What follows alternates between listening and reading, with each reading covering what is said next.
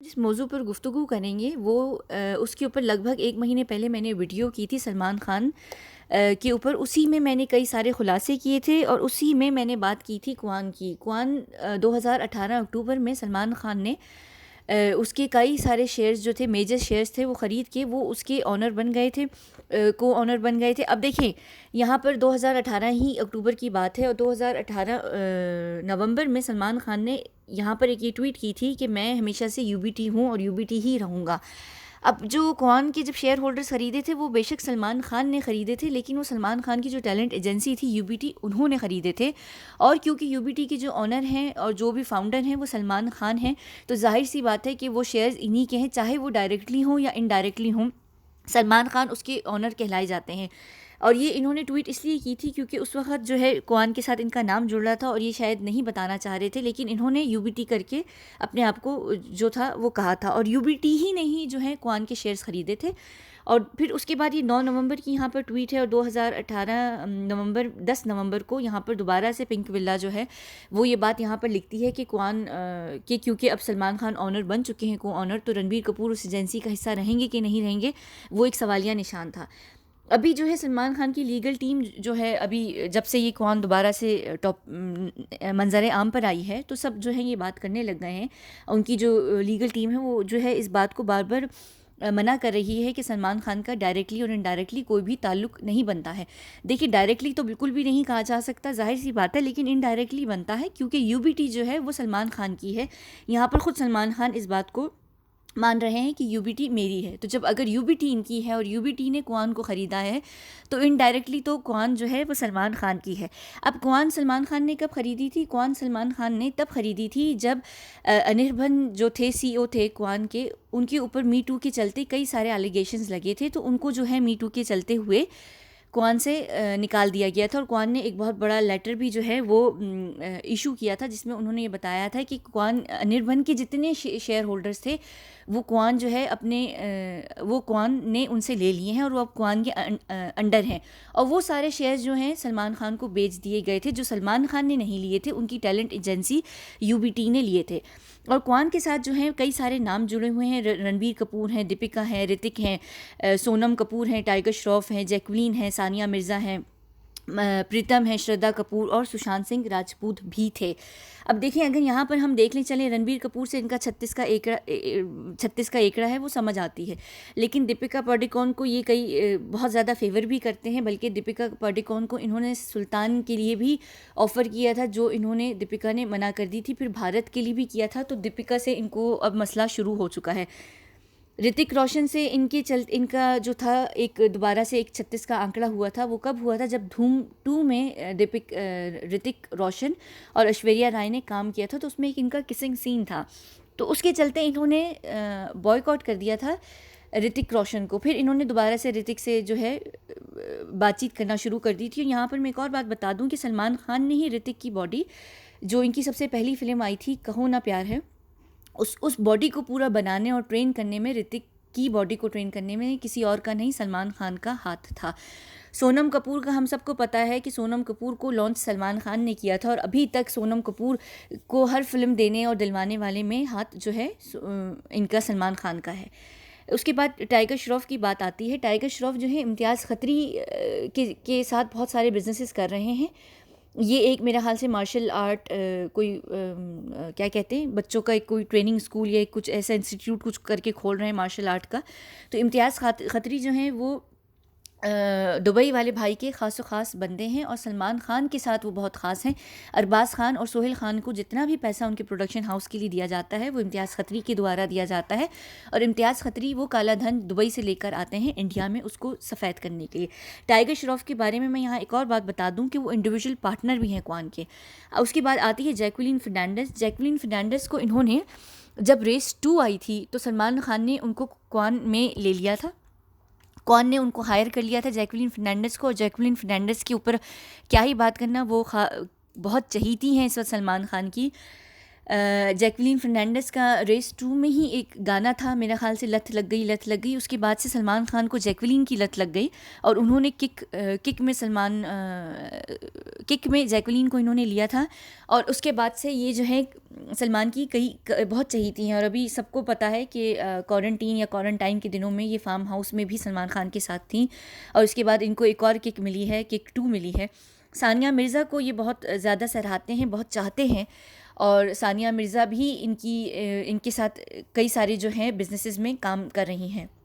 और श्रद्धा कपूर से इनकी बिल्कुल भी नहीं बनती थी, ये श्रद्धा कपूर को बिल्कुल नहीं पसंद करते थे। और इसका जो है जो सारा मसला है वो इनके पिता से है। हाँ, आप लोगों को पता होगा कि हम आपके हैं कौन और हम साथ साथ हैं में जो है श्रद्धा के जो पिता थे शक्ति कपूर, वो पहले बड़े ख़ास सलमान खान के थे। और कई सारी फिल्म्स में हाँ, अंदाज़ अपना अपना में भी शक्ति कपूर जो थे वो थे।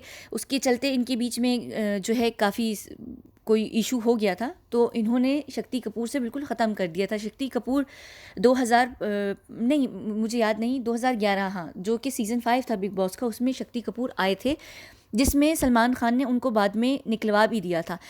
इवन जब मेरे ख्याल से शक्ति कपूर ने एंट्री भी की थी तो सलमान खान और संजय दत्त उस वक्त होस्ट कर रहे थे और दोनों ने शक्ति कपूर को वेलकम नहीं किया था। वो खुद ही आए थे और खुद ही चले भी गए थे और कई बदतमीज़ियाँ उन्होंने की भी थी। तो श्रद्धा से उनकी बिल्कुल भी नहीं बनती थी। और सुशांत से तो उनका वैसे ही जो था 36 का आंकड़ा लग गया था। और वो तब लगा था जब 2017 मेरा ख्याल से 2016 दिसंबर में सलमान खान की फार्म हाउस पे बर्थडे पार्टी अटेंड की थी सुशांत सिंह ने। तो यहाँ पर आप समझ सकते हैं कि कौन ही क्योंकि सलमान खान की है और कौन आखिर में जो सलमान खान सुशांत सिंह थे वो कौन के साथ ही जुड़े हुए थे।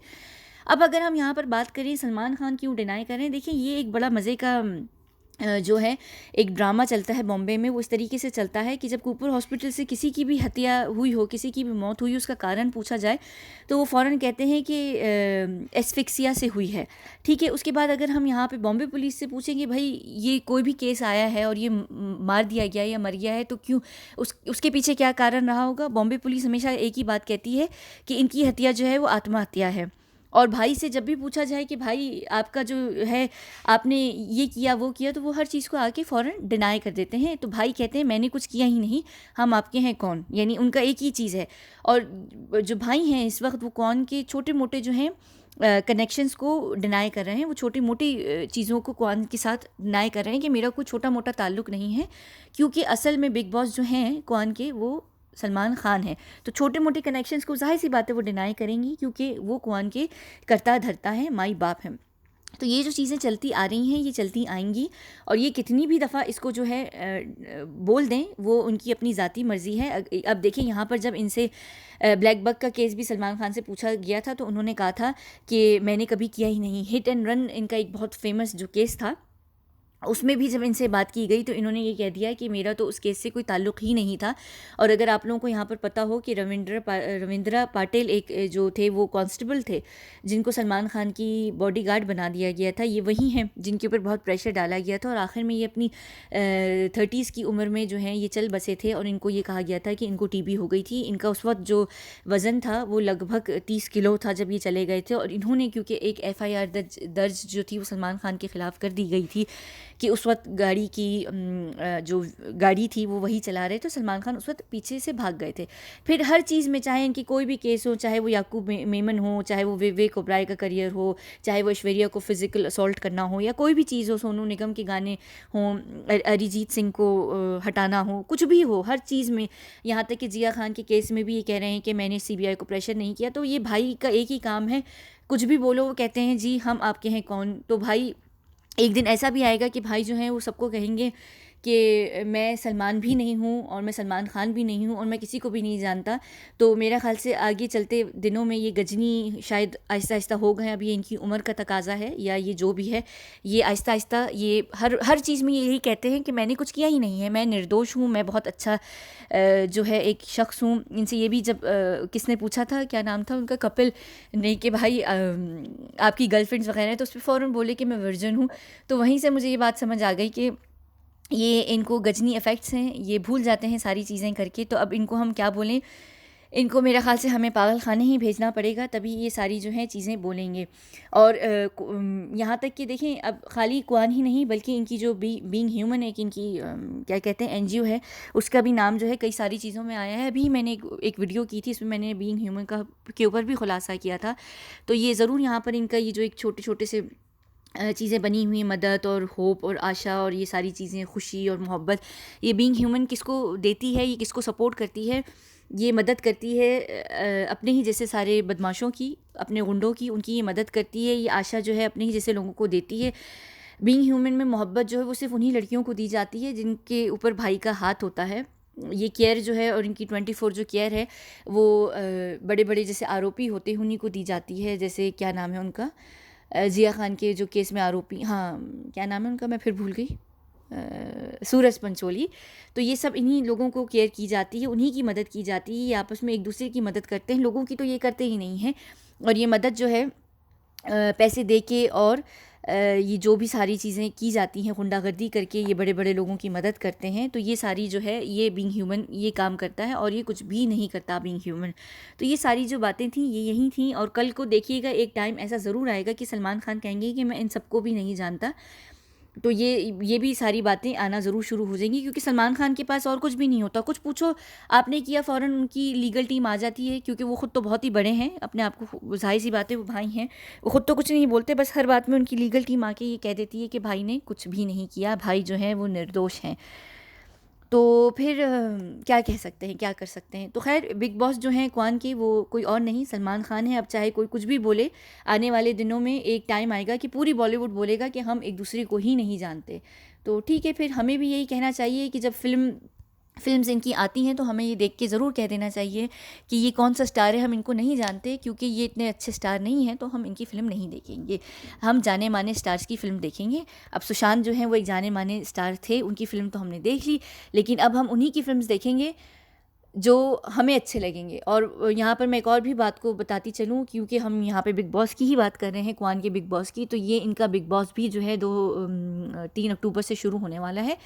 तो अब हमें बिग बॉस को भी देखने से पहले ही सोचना चाहिए कि बिग बॉस कौन है। हम बिग बॉस को जानते ही नहीं हैं, तो हम बिग बॉस जो है शो नहीं देखेंगे, और हमें बिग बॉस को बिल्कुल बॉयकॉट करना है। हमें सलमान खान को ये बताना है कि आप बॉलीवुड की बिग बॉस हो सकते हैं, लेकिन आपके बॉलीवुड जो बॉक्स ऑफिस है उसके बिग बॉस करण जौहर या आप नहीं, हम हैं। और हम डिसाइड करेंगे कि आपकी बिग बॉस को टीआरपी देनी है या उसको बिल्कुल हमने उसके ऊपर गाड़ी चला के उसकी जान ले लेनी है। ठीक है, तो अब हमने क्या करना है, हमने बिग बॉस नहीं देखना। ठीक है, चलिए, बहुत शुक्रिया।